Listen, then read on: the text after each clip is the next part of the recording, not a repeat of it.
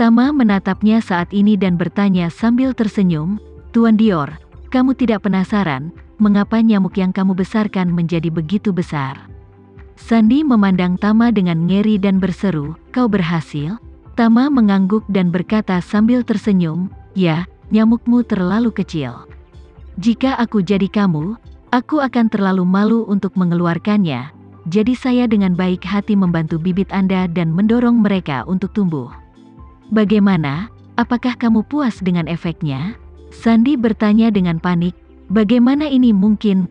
Siapa kau?" Tama tersenyum dan berkata, "Aku tidak akan menyembunyikannya darimu. Akulah yang menyebabkan petir membunuh ayahmu Alexander Dior." Kata-kata Tama tidak hanya membuat jiwa Sandi terbang, tetapi bahkan Sinta juga merasa ngeri. Sandi memandang Tama dengan panik, dan bertanya tidak percaya, "Ayahku, apakah dia benar-benar mati?" Tama mengangguk, "Dia sepertimu, dia suka membesarkan hal-hal semacam ini. Nyamuk yang tidak bisa datang ke meja, dan tuanmu Carrie suka memelihara serangga semacam itu suka memakan otak manusia, jadi saya hanya menghilangkan bahaya bagi orang-orang dan mengirim mereka berdua ke neraka." "Apa? Tuan Carrie juga?" Sandi sudah putus asa. Dia tidak lagi meragukan apa yang dikatakan Tama, karena intuisinya mengatakan kepadanya bahwa Tama pasti tidak bercanda dengannya. Namun, dia tidak peduli untuk membenci Tama lagi.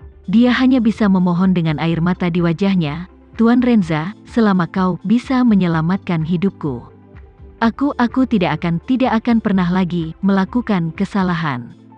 Tama tersenyum dan berkata, "Apakah kamu tidak takut mati? Aku bisa memanggil ambulans untukmu, dan penawarnya barusan bekerja di perutmu, jadi itu tidak akan menjadi masalah besar untuk sementara waktu."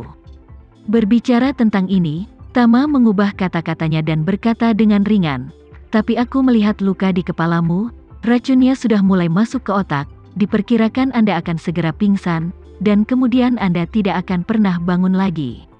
Sandi gemetar ketakutan, dan dia memohon dengan sangat, "Tuan Renza, kau adalah orang dengan kekuatan supernatural yang hebat, tolong angkat tanganmu."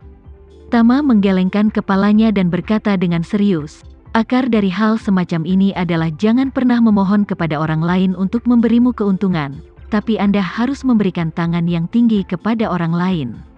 Aku tidak ingin repot-repot denganmu hari ini, tapi kamu provokatif lagi dan lagi. Kamu diam-diam melepaskan hal-hal jahat seperti itu untuk menyerangku, dan kamu hanya memperlakukan orang lain dengan cara yang sama."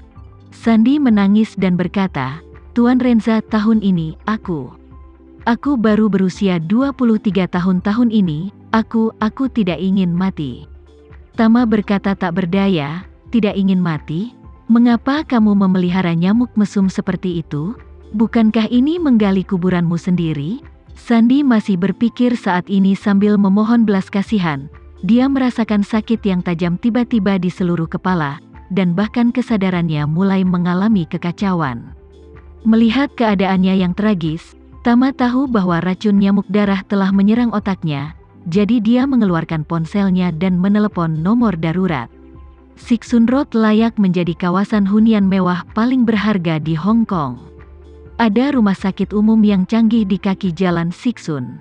Terlebih lagi, karena pemilik Sisun Dao telah memberikan sponsor untuk rumah sakit ini, rumah sakit memiliki 2 ambulans yang disediakan untuk Sisun Dao sepanjang tahun. Karena itu, setelah Tama menelepon panggilan darurat, hanya 6 atau 7 menit kemudian, ambulans melaju langsung ke halaman villa. Dokter darurat dan beberapa perawat membawa Tandu secepat mungkin dan berlari ke villa. Pada saat ini, Sandi telah kehilangan kesadaran dan pingsan. Ketika para dokter dan perawat ini melihat Sandi terbaring di tanah, mereka semua ketakutan dengan situasi tragis di depan mereka. Wajah, kepala, badan, dan anggota badan Sandi penuh dengan borok seukuran bola pimpong. Beberapa pelayan yang datang dengan dokter dan perawat, dan bahkan asisten guru, Amin, sangat ketakutan sehingga mereka tidak bisa berkata-kata. Dokter darurat tidak tahu harus mulai dari mana untuk sementara waktu, dan dengan cepat bertanya kepada Tama yang ada di sampingnya, ada apa dengannya. Tama mengangkat bahu dan berkata, Tuan Dior memelihara sekelompok nyamuk aneh, dan kemudian saya tidak tahu mengapa dia digigit nyamuk ini. Kamu harus cepat dan membawanya ke rumah sakit untuk perawatan darurat, dan jika Anda menundanya lebih lama lagi, dia tidak akan bisa melakukannya.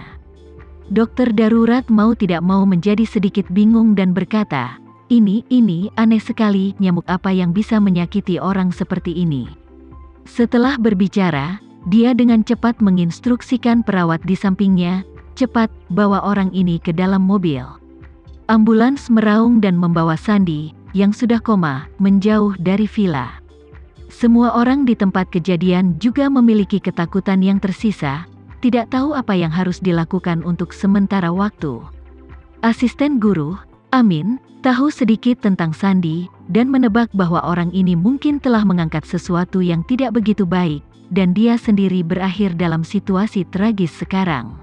Dan dia terlalu malas untuk mengurus hidup dan mati Sandy, tetapi waktu yang menguntungkan akan segera tiba, dan keluarga guru dan Hedi juga akan tiba di villa. Menurut prosedur, setelah mereka tiba di villa, mereka pertama-tama akan mengadakan upacara pindah rumah yang megah. Selain tim barongsai di luar pintu, yang paling penting sebenarnya adalah ritual yang dipimpin oleh Sandy. Namun, sebelum orang yang akan pindah ke rumah baru itu tiba, Master Feng Shui yang akan memimpin upacara pindah rumah dibawa pergi, dengan ambulans dengan cedera serius yang aneh. Dia tidak tahu bagaimana menghadapi situasi selanjutnya. Jadi dia hanya bisa menemukan Tama dan bertanya dengan gugup, Tuan Renza, Tuan Leo dan Tuan Hedi akan tiba dalam beberapa menit, tetapi hal seperti ini terjadi pada Sandy, apa yang harus saya lakukan untuk upacara pindah rumah? Tama berkata dengan acuh tak acuh, ini tidak lebih dari sebuah perayaan. Apakah Sandy memimpin atau tidak seharusnya tidak begitu penting kan? Amin berkata dengan gugup, Tuan Renza, Anda tidak tahu sesuatu, Tuan Leo, dia sangat mementingkan hari ini. Untuk urusan upacara pindah rumah, dia secara khusus mengundang media terkenal dari seluruh Hong Kong. Berdiri di gerbang villa, ratusan wartawan menunggu untuk datang menyaksikan upacara. Tanpa Sandy, tidak ada yang akan menjadi tuan rumah upacara. Saya khawatir mereka akan menertawakan kita karena ini. Tama mengangguk, lalu menatap Sinta, yang ada di sampingnya. Jadi dia punya rencana dan berkata kepada Amin, saya akan menyelesaikan masalah ini. Anda tidak perlu khawatir, mesbah untuk latihan harus disingkirkan dari luar. Dan karena Sandy pergi, saya akan berurusan dengan metafisika Feng Shui kali ini. Amin tidak tahu saat ini, dan hanya bisa berharap Tama bisa melakukannya dengan benar. Setelah membuat pengaturan, dia mengucapkan terima kasih dan berkata, Tuan Renza, kali ini saya serahkan padamu. Tama tersenyum sedikit, oke, lanjutkan dan lakukan sisanya dulu, dan aku akan mengatur sisanya. Amin pergi dengan rasa terima kasih yang besar, dan Tama mendatangi Sinta dan bertanya, Nona Fei, apakah Anda ingin memainkan peran sebagai tuan rumah sementara? Sinta berkata dengan agak ragu, Tuan Renza, tidak ada yang salah dengan hosting, tapi metafisika Feng Shui dan proses upacara lokal di Hong Kong.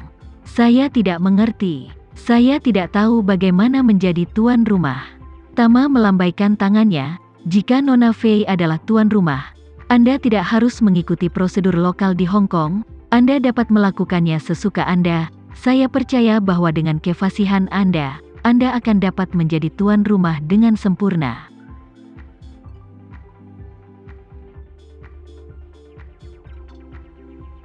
Sekian dulu ya video kali ini, kita lanjutkan lagi videonya di lain waktu.